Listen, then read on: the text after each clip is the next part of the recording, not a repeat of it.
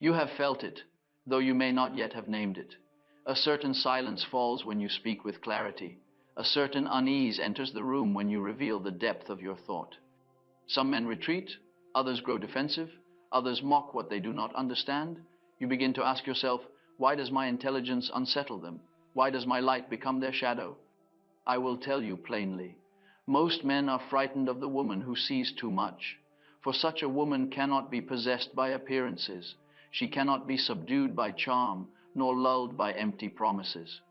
She does not lose herself in the surface of a man, for she perceives the depths that he hides even from himself.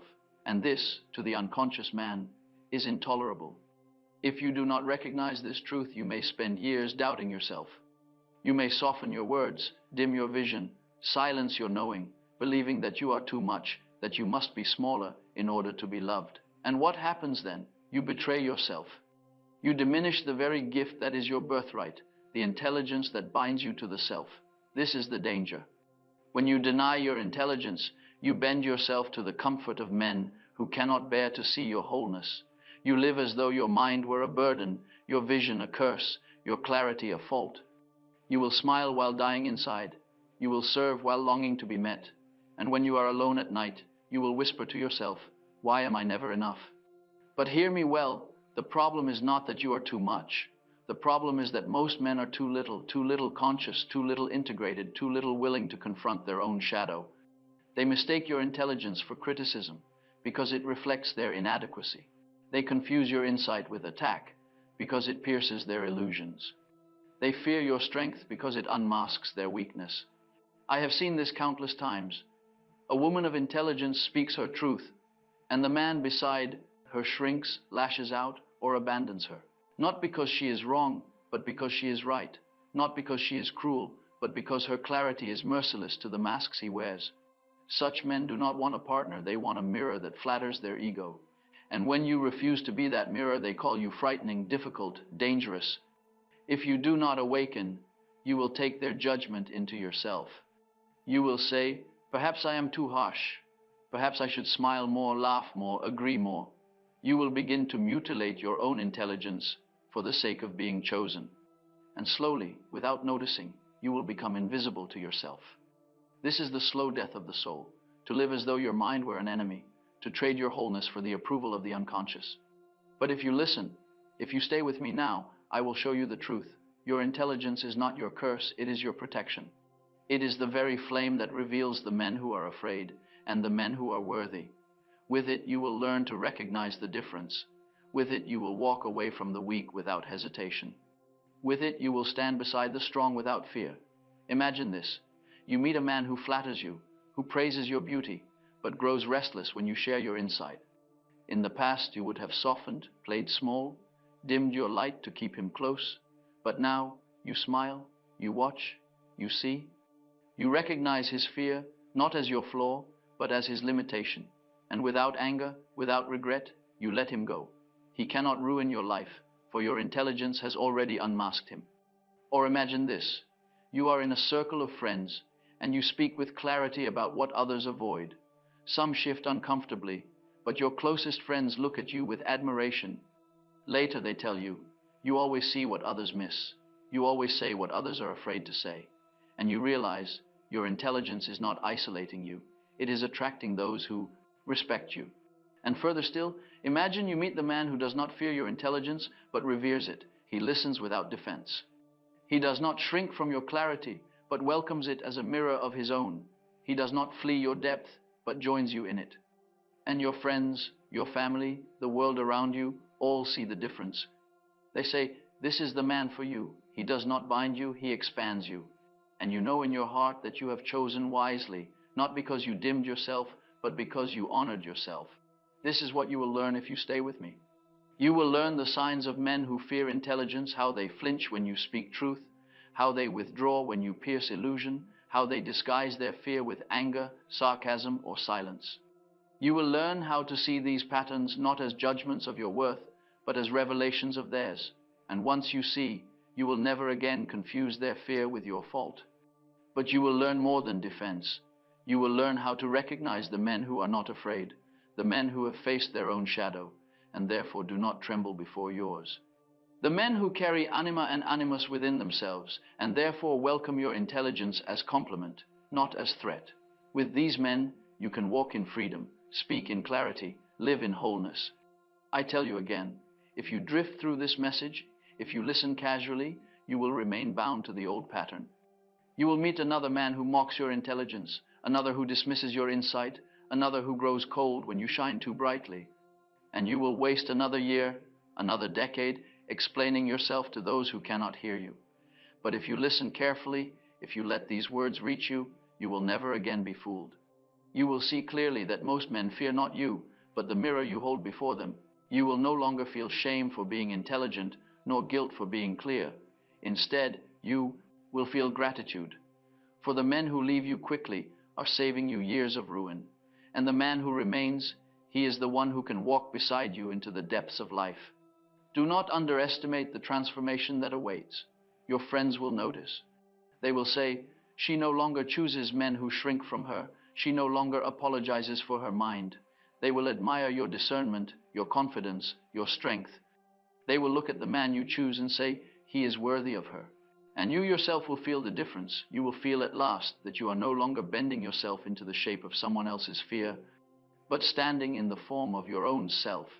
So I say to you, your intelligence is not a burden, it is your compass.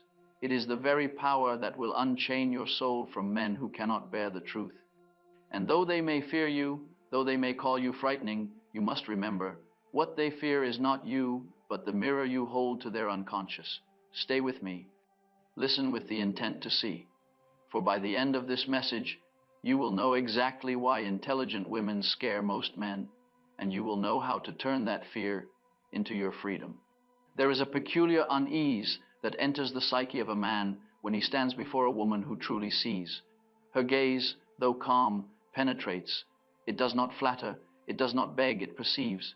And that perception, if he is unprepared, cuts more deeply than any weapon. For to be seen is to be rendered transparent, and the ego, which depends on concealment, trembles before transparency. Thus arises his fear not of the woman herself, but of the mirror she holds. Every intelligent woman, whether she knows it or not, carries the symbolic mirror of the feminine Logos.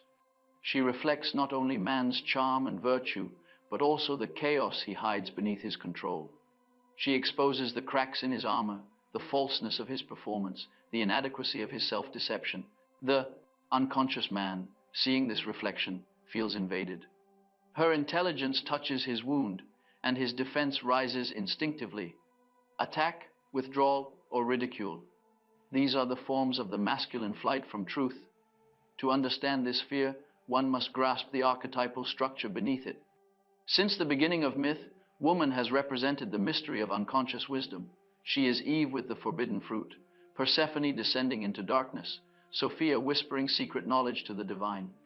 To the man who has not integrated his own soul, this wisdom appears as danger. He calls it temptation, chaos, witchcraft, anything to preserve his illusion of control. For her knowing threatens the foundation of his ego, which rests upon ignorance of his own depths. There are two kinds of masculinity. The first, conscious and whole, welcomes reflection. It seeks dialogue with the feminine principle, knowing that consciousness is born only through relation to the other.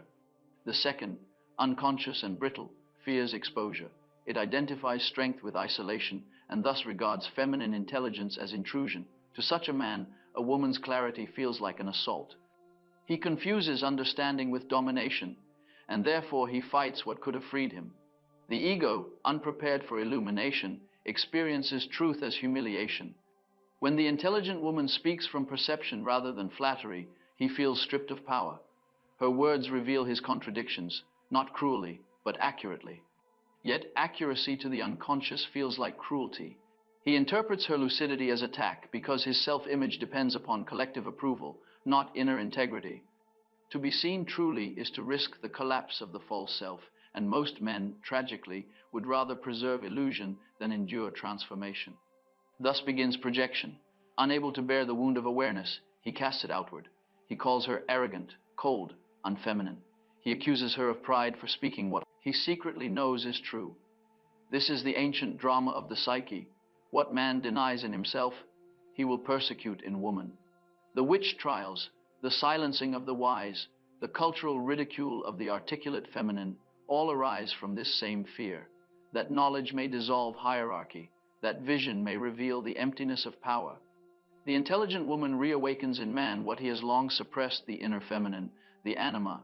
She stirs in him the longing to feel, to intuit, to descend into the interior world he has neglected.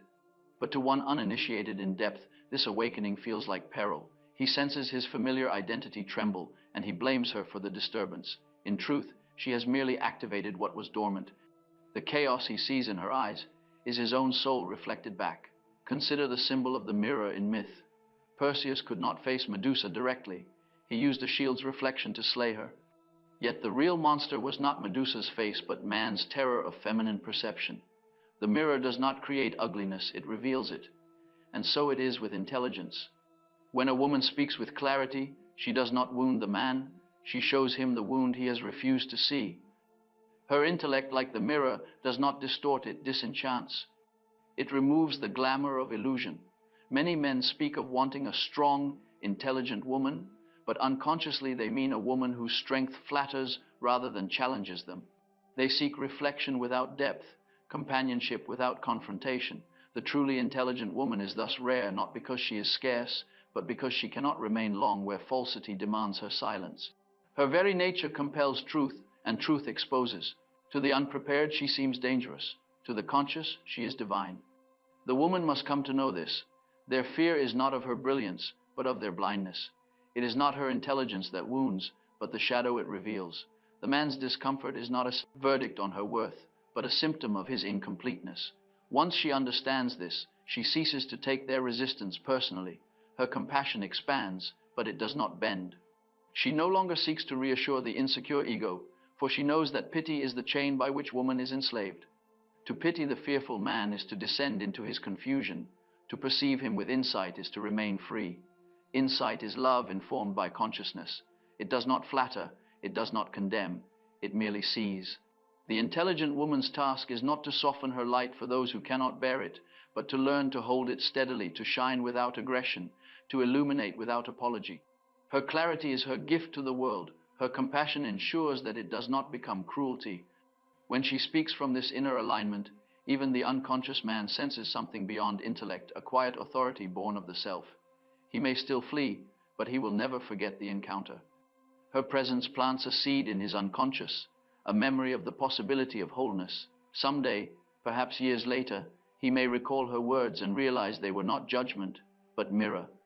Thus, even in rejection, she serves the evolution of consciousness. The mirror that wounds is also the mirror that heals, for to see oneself truly is both terror and salvation. The woman who carries this mirror walks a lonely path at first, for few can meet her gaze without flinching. But she must remember, she is not here to be liked, she is here to awaken. And the world, though it resists her, secretly longs for the clarity she embodies. The intelligent woman's sight is sacred. It is not meant to humiliate, but to redeem. In her seeing, the archetype of wisdom, the eternal feminine, returns to its rightful place beside consciousness, no longer silenced, no longer shamed. When she refuses to dim herself for comfort, she participates in the healing of the collective psyche. She restores balance to the ancient rift between Logos and Eros, thought and feeling, man and soul. Let her remember then, the fear she evokes is the measure of her truth. The deeper the mirror, the greater the resistance. Yet without her, the world remains asleep, dream-bound in its illusions. Through her insight, even the blind may begin to see. And through her steadfastness, what was once feared as threat becomes recognized as revelation. For the woman who truly sees is not the enemy of man, she is the midwife of his awakening. The tragedy of the modern man is not that he is evil, but that he is divided. He lives outwardly in certainty and inwardly in fear. He wears the mask of composure, yet beneath it trembles a soul that has forgotten how to feel. He builds great structures, conquers vast worlds, but cannot bear the sight of his own reflection. This is the wound of the masculine spirit in our time, a wound concealed beneath noise, pride, and endless activity. It is the fear of the inner world. From early life, most men are taught to master the outer and deny the inner. They learn to compete, to achieve, to suppress tears. They are rewarded for strength, but shamed for sensitivity.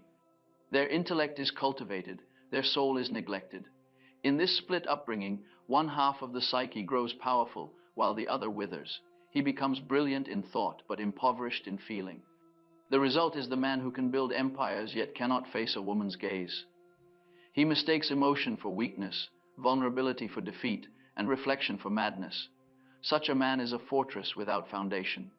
He may stand tall, yet one word of truth can make him crumble. He fears intelligent women because they bypass the walls he has erected. They do not fall for the glitter of his persona. They ask questions that pierce the armor. They speak to his unlived soul, and he panics, sensing an invasion. Her intelligence threatens his entire edifice of control, for it exposes the emptiness upon which his authority rests. And so he flees, defends, or attacks, not realizing that she has only touched the wound he has long concealed. The wounded masculine is not inherently cruel. He is frightened. His ego depends on an illusion of dominance, and any encounter with a self-possessed woman shakes that illusion. Deep within, he feels inferior not to her intellect alone, but to the totality she represents. For in her lies what he has denied in himself, the capacity to feel, to intuit, to surrender to mystery. Her presence calls forth his buried anima, the feminine aspect of his psyche that he has exiled. Her insight awakens in him a remembrance of depth, and with it, a terror of dissolution. He projects this fear outward, labeling her the destroyer. "You are too much," he says. "You think too deeply. You make things complicated." But these accusations are confessions in disguise. What he truly means is, "You remind me of what I have lost. You summon the parts of me I have banished." His flight is not from her mind, but from his own unconscious. In fearing her, he is fleeing himself. The archetype of the fallen hero illustrates this condition. Once noble in purpose, he becomes seduced by his own power. His sword, once used for truth, becomes a weapon of vanity. He conquers outer worlds while losing contact with his inner kingdom. The more he triumphs externally, the more hollow he becomes. When such a man meets an intelligent woman, he feels her as judgment incarnate. Her clarity exposes his spiritual exhaustion. Her insight reminds him of the quest he abandoned, the quest for self-knowledge. Culture deepens this rift. Society exalts the man of reason and mocks the man of soul. It rewards those who speak loudly, not those who listen deeply. The result is a generation of men who excel at management but fail at meaning. They chase success to avoid silence, for in silence the wound would speak. Thus, when they meet a woman whose intelligence is grounded in inner knowing, they cannot endure her. She embodies what they lack, the integration of thought and feeling, intellect and intuition. Her balance reveals their imbalance, and rather than learn from her, they resist. Sarcasm becomes their shield, withdrawal becomes their weapon. Some belittle her ideas, others ignore them. Still others disguise contempt as humor, laughing at what they cannot comprehend. These are the gestures of the threatened ego, small, habitual, unconscious. They are not cruelty, but defense. The man cannot bear reflection, so he distorts the mirror. He diminishes what he cannot dominate, yet beneath these defenses lies a hunger. Every man, even the most unconscious, longs for contact with the feminine soul. He yearns for what he calls inspiration, unaware that what he seeks is wholeness. The very intelligence he rejects is the medicine he needs, but he cannot receive it until he relinquishes his fear of dependence. For dependence, to the unintegrated man, feels like humiliation. He has been taught that self-sufficiency is strength, not realizing that isolation is sickness. The feminine wisdom he despises is his only path to healing.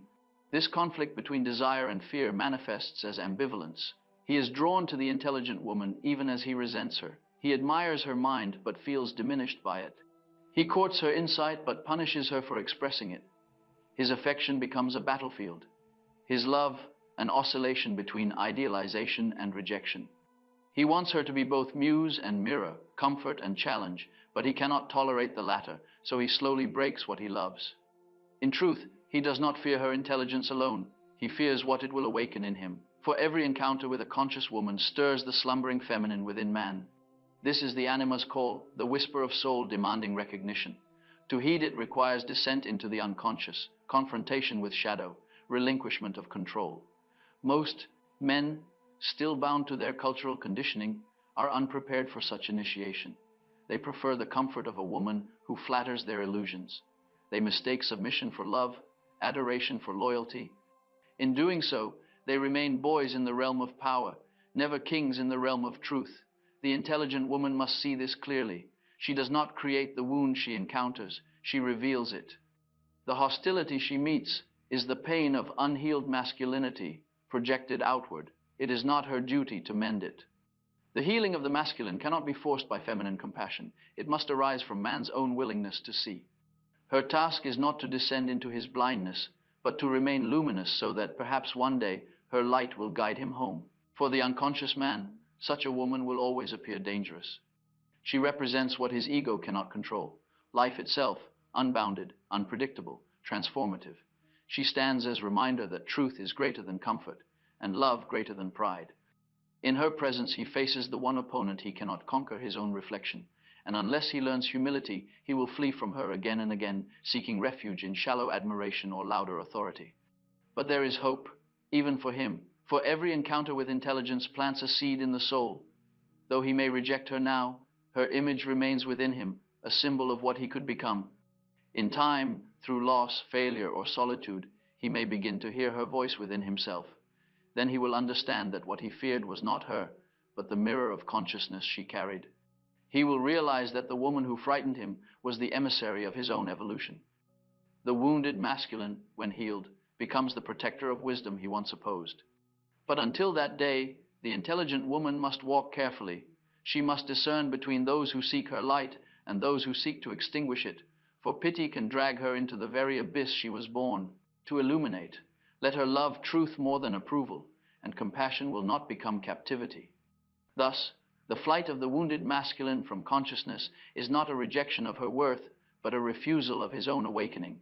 He runs not from woman, but from soul.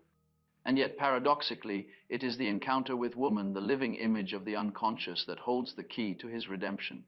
Every man who fears the intelligent woman stands on the threshold of his own transformation. He will either retreat into pride or step forward into humility. If he steps forward, her gaze will no longer wound him, it will free him, and the intelligent woman, seeing this, must no longer internalize his fear as her flaw. She must see it for what it is, a stage in the evolution of the human psyche. Her task is to remain faithful to the light that he cannot yet bear, for her constancy alone ensures that one day he might learn to bear it. The feminine mind that once frightened him is the mirror of his own salvation. There comes a point when the intelligent woman, after being met with rejection, mockery, or fear, begins to turn her gaze inward. She wonders if perhaps she is the problem. She asks herself whether her mind is too sharp, her perception too demanding, her speech too direct. This questioning, though painful, marks the beginning of an inner drama far deeper than social rejection. It is the conflict between her intellect and her instinct, between the masculine and feminine within her own soul. From childhood, she has been told that love is earned through pleasing others, that warmth is virtue and intellect a threat. When she spoke her truth, she was called defiant. When she saw too clearly, she was called cold. Slowly, she learned to dim herself, to make her intelligence more palatable, to smile while concealing her insight. Thus began the long apprenticeship in self-betrayal, the silent agreement to remain unseen so as to be accepted. She mistook submission for grace and compliance for kindness, yet no soul can remain divided without consequence. The suppression of intelligence is not the cultivation of gentleness, it is the death of authenticity. Each time she silences her knowing to preserve connection, she feels the faint ache of estrangement from herself. This ache accumulates until it becomes a spiritual hunger, a longing not for approval, but for truth. She begins to realize that her suffering is not caused by being misunderstood by men, but by betraying her own clarity for the sake of being loved. Within her psyche live two forces, ancient and opposed. The first is the bright animus, the masculine principle of reason, discrimination, and insight. It gives her the courage to think independently, to speak, to discern. The second is the yielding anima, the feminine principle of love, empathy, and connection. Her struggle arises when she believes she must choose between them. She fears that to be intelligent is to lose love, and to be loving is to lose respect. This false dichotomy is the root of her conflict. Society reinforces this division. It praises the woman who nurtures but distrusts the one who knows. It rewards sentimentality but punishes intellect. A man may be both powerful and tender. A woman must choose. She learns to hide her mind behind charm, to present intuition as coincidence, to frame knowledge as luck. Over time, she becomes two persons, the inner seer who perceives reality clearly and the outer figure who pretends not to. This dissonance is unbearable, for the soul demands unity. In dreams, this inner fracture often appears symbolically. She may dream of being silenced, of trying to speak, but no sound emerging. Or she may see herself walking through a house divided, one half bright and orderly, the other dark and forgotten. The dream does not accuse her, it calls her to integration. The unconscious shows her the cost of her disguise. Every time she hides her mind, she deepens the shadow of resentment and grief. The soul cannot tolerate falseness indefinitely. When she represses her intelligence long enough, it turns inward and becomes self-criticism. The voice that once illuminated truth becomes an inner tyrant. She begins to doubt her own worth, her own intuition. Perhaps they are right, she tells herself. Perhaps I am too much. This is the most dangerous stage, for the flame of consciousness turns against its bearer. The cure lies not in dimming the light further, but in reconciling it with love, transforming intellect from weapon into wisdom. For intelligence alone, untempered by empathy, becomes pride, and pride isolates. Some women, wounded by misunderstanding, retreat into intellectual superiority. They wear detachment as armor. Their insight, once a gift, hardens into scorn. They begin to view others as lesser, incapable of understanding. But this attitude, too, is bondage, a fortress built around pain. It is the same exile in a different form. Consciousness without tenderness becomes cruelty. Tenderness without consciousness becomes self-betrayal. The task is union, not dominance of one principle over the other. The woman must learn to stand between clarity and compassion as the axis of her being. Wisdom is born when love and intellect are no longer adversaries, but partners. To speak the truth without wounding, to perceive without pride, to guide without control, this is the mark of integration. She discovers that her intelligence, when grounded in heart, no longer frightens others. It nourishes. It becomes the light by which others see themselves, not the fire that scorches them. In solitude, she begins this work of reconciliation. She withdraws not in bitterness, but in devotion to her own becoming. The silence she once feared becomes her sanctuary. There she listens for the voice of her deeper nature, the one uncorrupted by praise or rejection. It speaks softly. Your intelligence is sacred. You were not meant to beg for permission to see. In those moments, she feels the stirrings of her true identity, the woman who no longer divides herself to be loved. Gradually, her solitude turns from loneliness to source. What once felt like exile now feels like initiation. She sees that she was never abandoned by men, but called away from illusion. Her mind, once blamed for her isolation, becomes her bridge to the self. She realizes that her capacity to think, question, and discern is not rebellion but obedience to the divine order within her. The intellect, when surrendered to the soul, becomes an instrument of revelation. She begins to perceive her past differently. The rejection she suffered from men no longer appears as injustice, but as instruction. Each encounter taught her the limits of her own compromise. Each dismissal was a summons to authenticity. The pain that once humiliated her now refines her discernment. She understands that the men who fled from her mind were not enemies, but catalysts. They forced her to choose between illusion and truth, and in choosing truth, she became whole. To integrate her intelligence with her femininity, she must abandon the need to be understood. The wise do not seek audience, they serve light. Understanding from others becomes a gift, not a necessity. When she ceases to explain herself, her energy gathers strength. Her words lose urgency but gain gravity. People begin to listen differently, not because she demands it, but because she speaks from wholeness. The soul that is no longer divided commands attention effortlessly. There comes a day when she no longer hides, no longer argues, no longer pleads. She simply lives her truth. Her intelligence flows naturally, without pretense or restraint. It is not cold, it is luminous. She laughs easily, loves deeply, thinks clearly. In her presence, others feel both comforted and awakened. The men who once feared her now respect her, though they may not understand why. The power she once sought, through acceptance, she now carries in silence. This is her initiation, the moment when she ceases to ask, "Who will love me for my mind?" and begins to ask, "How can I love through my mind?" She realizes that intelligence is not a wall separating her from humanity, but a river through which wisdom flows into the world. Her task is no longer to prove, but to embody, to live so fully in truth that others remember their own.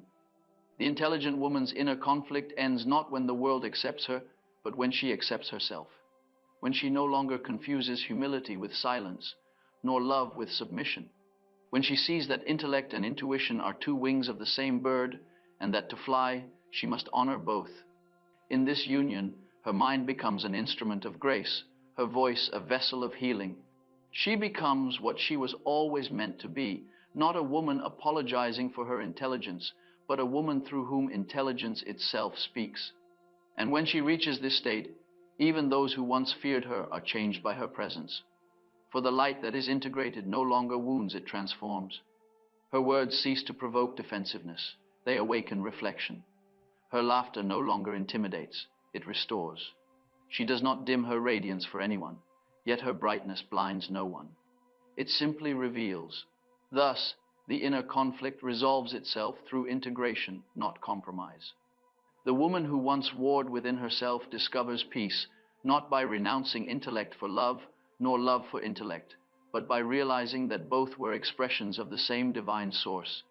Her clarity and her tenderness are no longer two halves of her nature, they are one. And in this unity, she becomes whole, luminous, and free. To discern the men who fear intelligence is not an act of suspicion, but of psychological hygiene. The intelligent woman must learn to read signs, not to judge, but to see.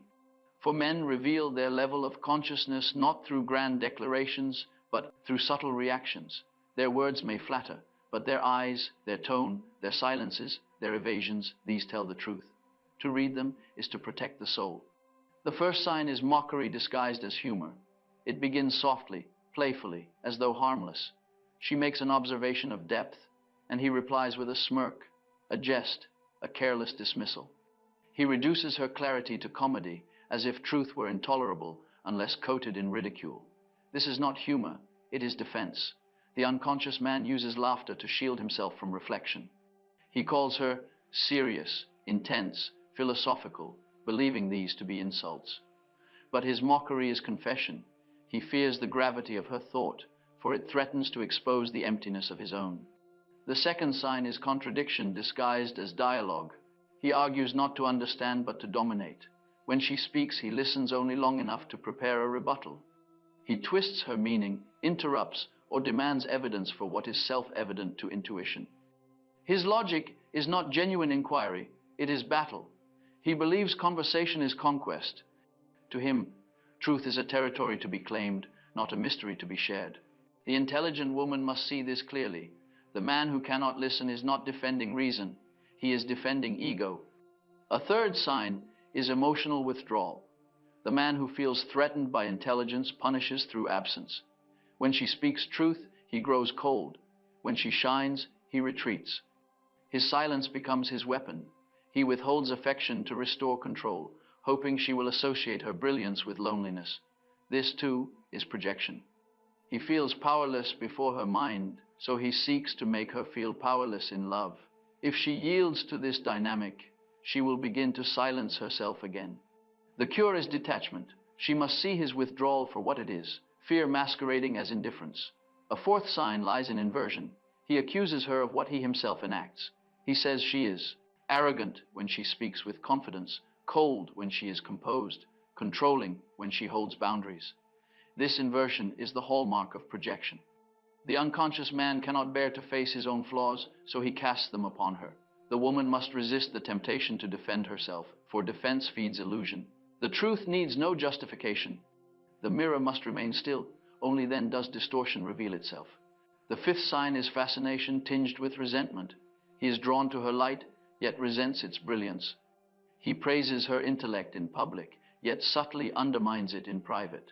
He encourages her ambition, but feels overshadowed by her success. His love alternates with irritation, his admiration with envy. This ambivalence is his unconscious battle with the feminine principle. He desires the wisdom she embodies, yet fears being consumed by it. If she remains unaware, she will absorb his conflict and call it passion. But if she sees, she will name it correctly. envy disguised as affection. The sixth sign appears as incessant correction. He feels compelled to improve her thoughts, to explain her own insights back to her in simplified form. This impulse arises not from intellect but insecurity. The unconscious man mistakes control of detail for mastery of truth. He cannot tolerate the feminine mode of knowing, which perceives wholes rather than fragments. Her intuitive leaps bewilder him, and in his confusion he condescends. But the wise woman does not argue with such men. She recognizes that instruction is wasted where understanding has not yet begun.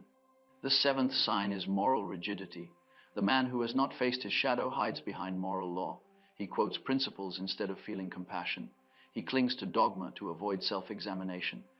When confronted by the woman's insight, which always penetrates beyond surface virtue, he becomes indignant.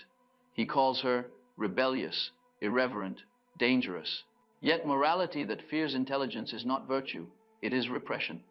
The truly moral man is humble before truth, however inconvenient. The rigid man fears that truth will expose the emptiness of his piety. The eighth sign is subtle competition. He turns every exchange into comparison. Who knows more? Who speaks better? Who wins the invisible contest of intellect? This rivalry poisons intimacy.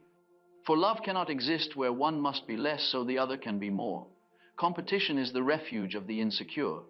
The conscious man competes only with his own ignorance. The unconscious man competes with whoever reflects it.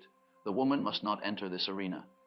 To compete with the wounded masculine is to descend into his disorder. The ninth sign is the refusal to self-reflect. The moment she speaks of the inner world, dreams, motives, fears, he diverts the topic, mocks introspection, or grows restless.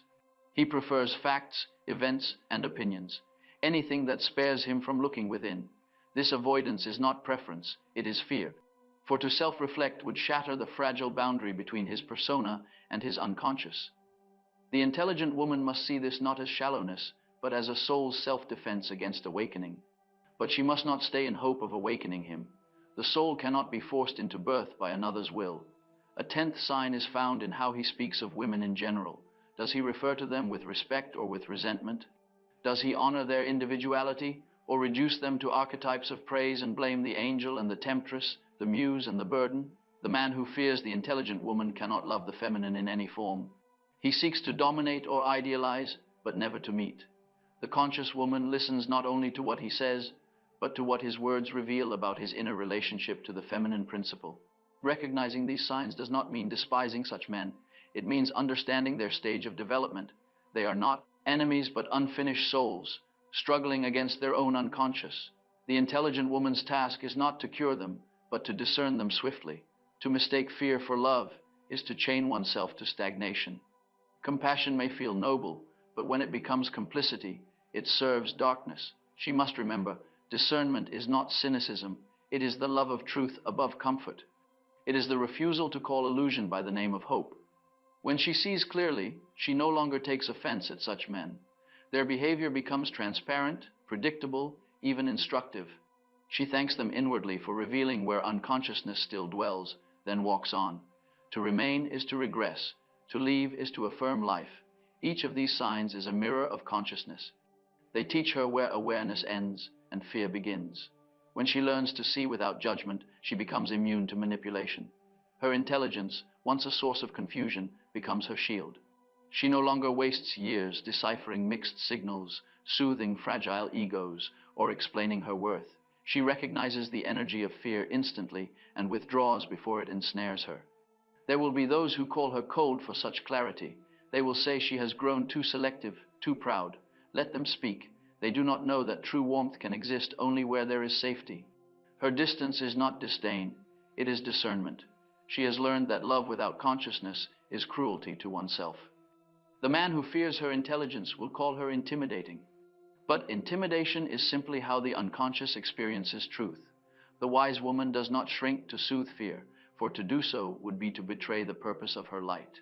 She allows the fearful to retreat, blessing their journey, knowing they flee not from her, but from the mirror she carries. Intelligence, for the awakened feminine, is no longer a burden, but a boundary. It is the inner fire that reveals falsehood and warms sincerity. It protects her from the repetition of old stories and guides her toward those rare souls who do not flinch before light. Her mind is not her defense against love, it is the guardian of her soul until love itself becomes conscious. To recognize these signs is not to build walls, but to open the eyes. Once she sees, she no longer fears rejection, for rejection only removes what could not meet her. Awareness replaces disappointment. Wisdom replaces resentment. And through this clarity, she moves closer to what she was always seeking, not a man to affirm her, but a mirror that reflects her wholeness without distortion. For the men who fear her will pass like shadows, but the one who does not, he will remain, steady and unafraid, his presence as calm as her seeing. Her task is to wait for that meeting in truth, not to chase its imitation in illusion. The rest will fall away, as all masks do, under the light of her intelligence. There are men who do not flee from the light. They are few, for consciousness is a burden that few have learned to bear. Yet they exist quiet, steady, undramatic in appearance, but possessed of a depth that can meet a woman's soul without trembling. To the unawakened, they may seem ordinary. To the conscious feminine, they are unmistakable. For in their presence, her mind no longer feels like a weapon to be concealed, but a language finally understood. The man who is not afraid of intelligence has already descended into his own darkness. He has confronted the ghosts of his past, the envy, the fear, the arrogance, and has seen through them. He has stood before the mirror of his own unconscious and did not shatter it in defense.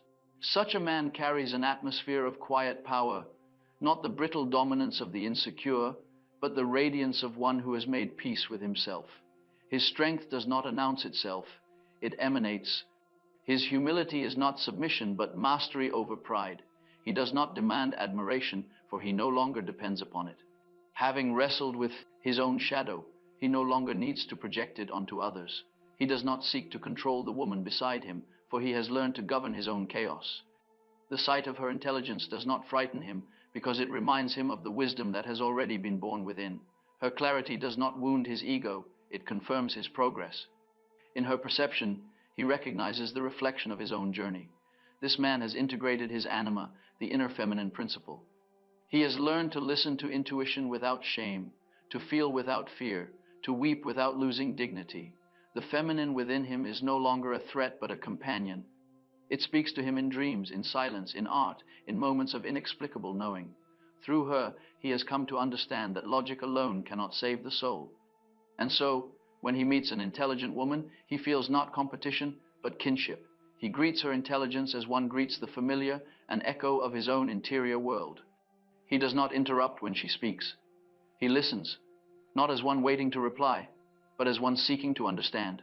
His listening is presence. When she challenges him, he does not recoil, he reflects. When she corrects him, he does not feel belittled, he feels expanded. He recognizes that truth does not belong to one sex, but reveals itself through dialogue. He values her mind not as ornament, but as instrument of revelation. Together they uncover layers of meaning inaccessible to either alone. Between such man and woman, conversation becomes creation. Their words are not weapons, but offerings. Logos and Eros, reason and love intertwine. They speak not to win, but to discover. The man who is not afraid does not measure himself against the woman's brilliance. He collaborates with it. Her insight refines his vision, and his steadiness anchors her flame. He offers structure to her inspiration, and she brings life to his structure. Their union becomes alchemical. Through dialogue, each is transformed. In his company, the intelligent woman feels her mind soften into grace. She no longer guards her words or disguises her intuition. She feels free to think aloud, to err, to explore, for she knows that her exploration will not be used against her. He does not punish her for being right, nor pity her for being misunderstood. He stands beside her as witness and equal, knowing that her light does not diminish his, it clarifies it. This is what love feels like when it is conscious, not intoxication, but expansion. The awakened man has learned that real strength lies not in domination, but in self-mastery. He does not compete with the feminine. He protects it not out of chivalry, but reverence. He understands that the feminine intelligence is not merely mental brilliance, but the wisdom of the soul itself. It perceives life in symbols, in dreams, in nuances beyond reason's reach. He does not mock what he cannot measure. He honors what he cannot fully understand. He is unafraid of silence. In silence, he feels no pressure to fill the void with words, for he knows that communion transcends speech. The woman beside him senses this peace and rests within it. Together they inhabit a space where understanding flows without explanation. He does not rush her emotions, nor fear their depth. He can hold contradiction without panic, mystery without needing immediate resolution. His consciousness is spacious enough to contain what life reveals. This man has made peace with failure. He does not defend perfection, for he knows it does not exist. Having faced his own limitations, he can admit ignorance without shame. When the woman's intelligence surpasses his own in some field, he admires rather than resents. He has learned that humility is not weakness, but the highest expression of strength. To kneel before truth, whether spoken by woman or man, is to participate in divinity. The man who is not afraid understands love as a process of individuation. He knows that relationship is not fusion but reflection. The woman beside him is not an extension of his ego but a mirror of his soul. He does not need her to agree, to admire, or to obey. He needs only her authenticity. In her difference, he finds his complement. Together they enact the sacred mystery of opposites reconciled, the marriage of consciousness and unconscious, masculine and feminine, mind and heart. Such a man may appear simple, yet his simplicity is the fruit of complexity integrated. He does not adorn himself with philosophy, though he understands life deeply. He does not preach, though his actions speak with quiet authority. His intelligence expresses itself not through argument, but through presence. To stand beside him is to feel equilibrium.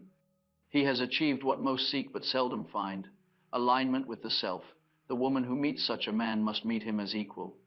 If she tests him to confirm his worth, she demeans herself. If she worships him, she betrays her own intelligence.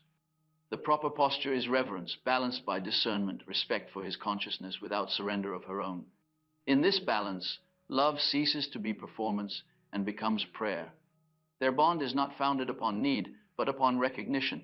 They do not complete each other, they coexist as two flames burning from the same source. Each mirrors the other's divinity.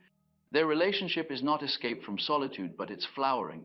Together they learn that companionship is not the merging of two halves, but the meeting of two wholes. The awakened man does not fear the woman's intelligence because he has transcended the competition of sexes. He no longer defines masculinity as dominance or femininity as submission. He has understood the symbolic nature of both, masculine as consciousness, feminine as life. He knows that both reside within every human soul. His task is not to rule woman, but to rule within himself the forces that once demanded control. In doing so, he becomes free, and his freedom frees those who love him. Such a man does not flatter the woman to win her affection. He does not say, "You are different from other women," for he does not divide the feminine into categories of praise and disdain. He sees woman as manifestation of the soul's depth. To him, every woman is a potential teacher, every conversation a mirror of the divine. This reverence does not diminish desire, it sanctifies it. His eros is not lust that devours, but passion that awakens. When the intelligent woman encounters such a man, she feels at once recognition and peace.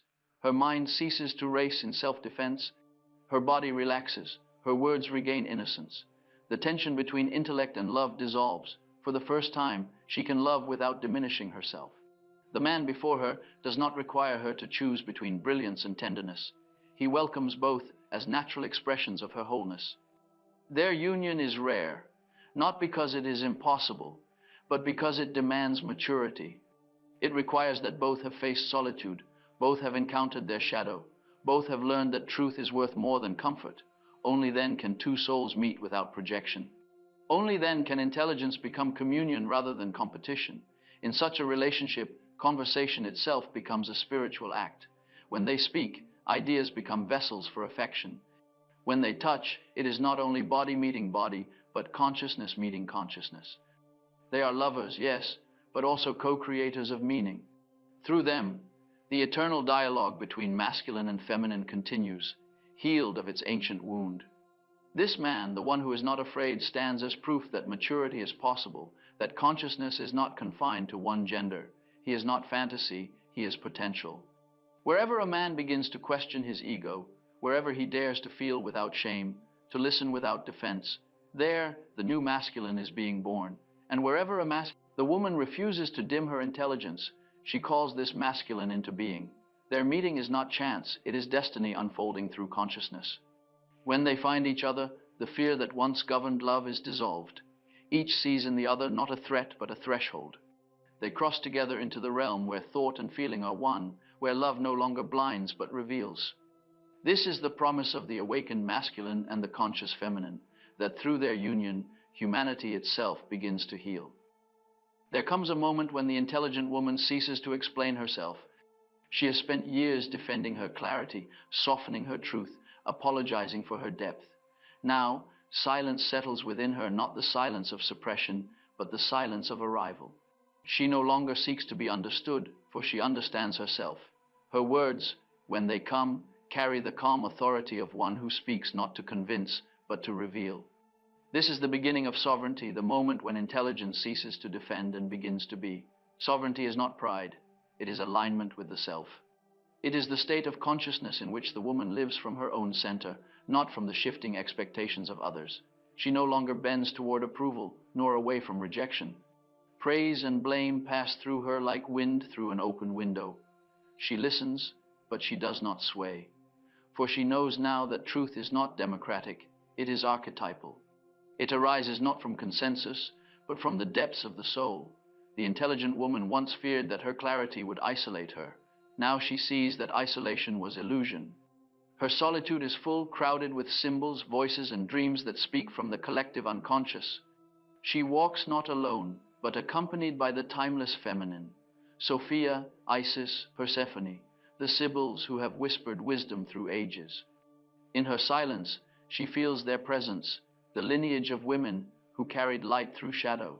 Her mind, once burdened by alienation, becomes the vessel of continuity. She no longer asks, how can I make them comfortable? Instead, she asks, what serves truth? Her intelligence is no longer reactive but creative. She does not use her insight to judge or to wound. She uses it to build, to heal, to awaken. Her words, once sharpened by defensiveness, now flow from compassion. They cut through illusion not as sword but as scalpel, removing the false so that the living may breathe. She has learned that intelligence without love is barren, and love without intelligence is blind. Her wisdom unites both. The disappearance of guilt marks her maturity. Guilt is the echo of obedience to false gods. For years she carried it like a chain, the guilt of being too direct, too independent, too aware. Now she sees it for what it was, the residue of conditioning, the voice of centuries whispering that a woman must choose between mind and belonging. She has exorcised that voice through consciousness. She no longer apologizes for perception. She does not wait for permission to speak, to know, to act. Her authority arises from within. Her presence itself becomes her teaching. Where once she argued, she now embodies. She does not instruct through doctrine, but through atmosphere. Others feel in her composure the possibility of their own wholeness. Her calm is contagious. Even those who fear her intelligence find themselves softened in her company, for her light no longer blinds, it warms. The woman who has integrated her intellect with her soul heals not by words alone, but by being. This is the feminine logos, speech that heals because it arises from wholeness. It is the restoration of language from tool of control to vessel of truth. When she speaks now, her words resonate with something ancient and eternal. They do not persuade, they reveal. They awaken remembrance in those who hear them, the memory of balance, of dignity, of the soul's order. Through her, thought regains its sacredness, and intellect, once severed from Eros, is reunited with it. Her relationships transform accordingly. She no longer attracts those who need her to be small. She no longer feels drawn to the wounded masculine who fears her depth. Her discernment has become instinct. She recognizes at once the vibration of fear and passes it by without judgment.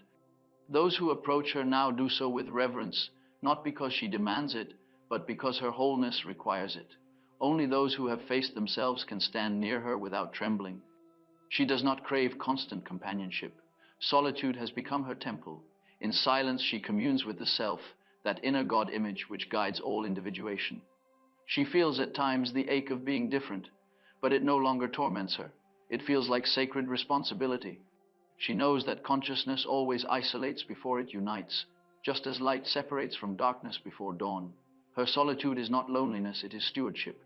She tends the flame of awareness within her, knowing that the collective still dwells in shadow. Her love now takes on a new form. It is no longer bound to possession or approval. It moves through her as blessing. She loves not to be loved, but because love is her nature. She can love even those who once rejected her, for she sees their blindness as part of the human condition. Compassion replaces resentment.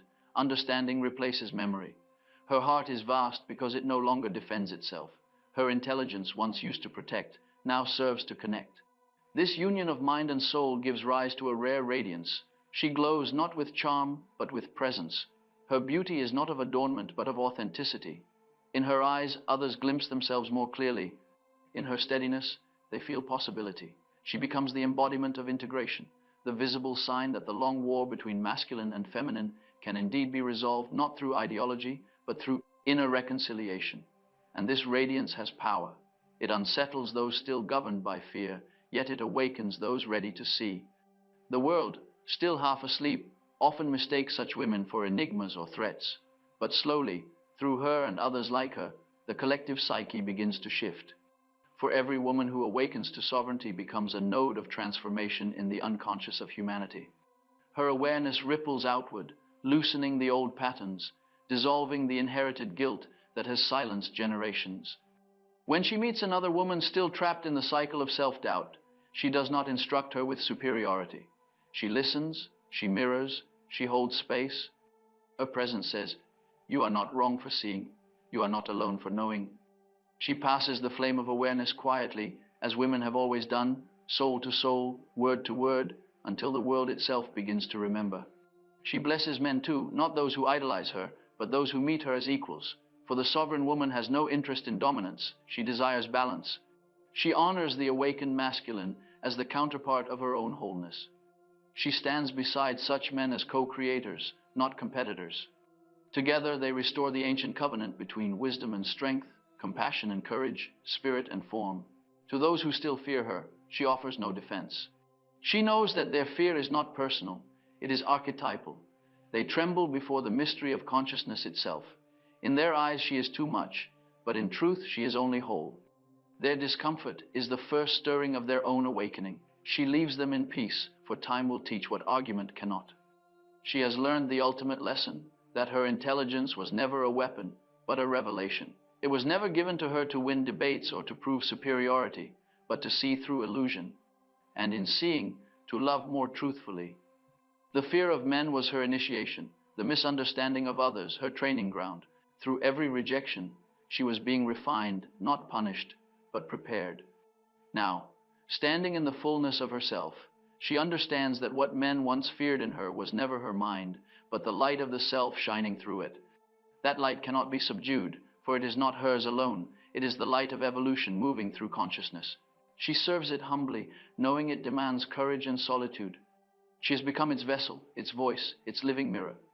The awakening of the sovereign woman marks the turning of an age. For as woman rises in consciousness, man is invited to rise with her.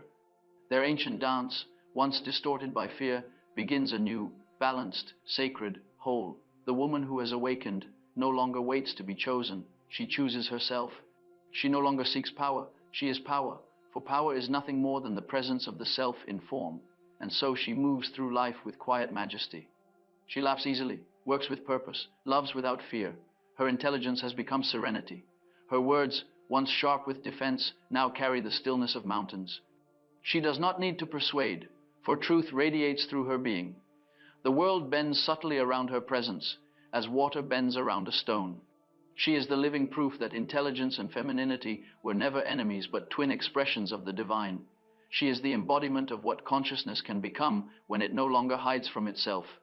The fear that once silenced her has transformed into reverence, and the crown she wears is not given by the world, but by the self, the golden circlet of awareness that no hand can remove. For she has understood, at last, that men's fear was never her prison, it was her initiation. Their misunderstanding was never her curse, it was her mirror. And her intelligence, once the source of her sorrow, has become her freedom.